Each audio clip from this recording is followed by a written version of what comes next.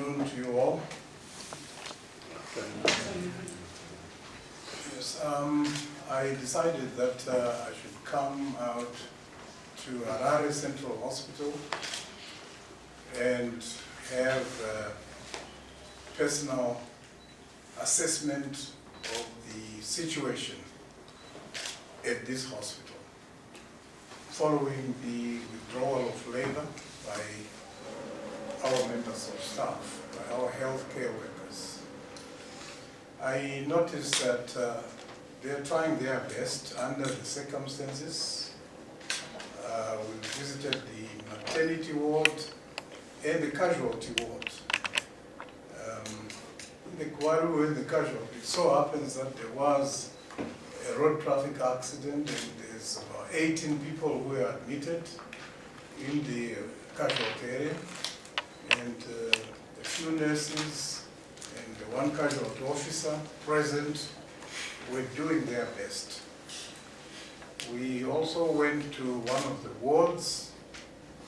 They've decided to collapse the wards, so that we have most of the patients in one ward. I also realized that there's a very low service input, which means the admissions have been reduced drastically. And we also realized that there's a low service provider number, a very low number of service providers, which is matching with the number of patients who are admitted here in total. This is normally a very busy hospital. Yes, we hope that this situation will not continue for a long time. We pray that everything comes back to normal, and we continue to appreciate the assistance that is being given by our security uniformed forces. Doctors in the uniformed forces are giving us assistance here at this institution, and we've made arrangements so that they can be able to come and contribute towards the management of the patients as they come in. We're also making arrangements with the city health department so that they can also be able to take the load of patients who require assistance. So basically this was an assessment visit so that we can be able to see for ourselves the effect of the withdrawal of labor by the health workers. I thank you. Thank you, Honorable Minister. Guest Major, do you want to comment or clarification? If any, identify yourself, you'll be the house. And then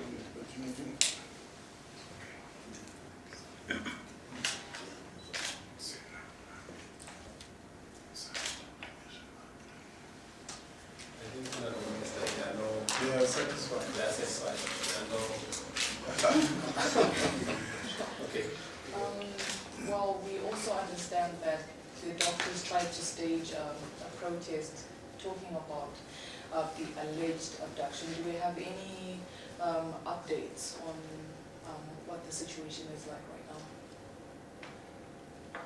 now? Well, we were more concerned with the status of service provision at this stage, and that's the purpose of this presser, really.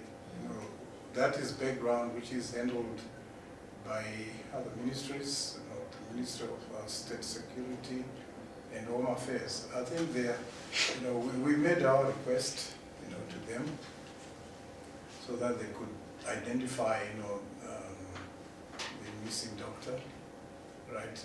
And they are working extremely hard. You saw their press conference yesterday. They showed that they were very serious about the matter, and they will leave no stone unturned. So we really appreciate what our securocrats are doing with regards to finding the missing person. That's the best I could say. And we all await, for their next report. And we will pray that things normalize, that he be found.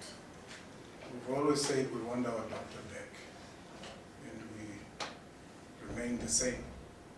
You know, and so we pray for him to be found so that he can be with his family and be able to come back to work. I think that's more critical. Yeah, that's the main issue. Thank you, Honorable Minister. I think your answer has been. Maybe a clarification on who exactly is offering the services. The people who saw in the wards, are they the few nurses and doctors who have decided not to go on strike, or these are the uniformed forces who have already started offering the services?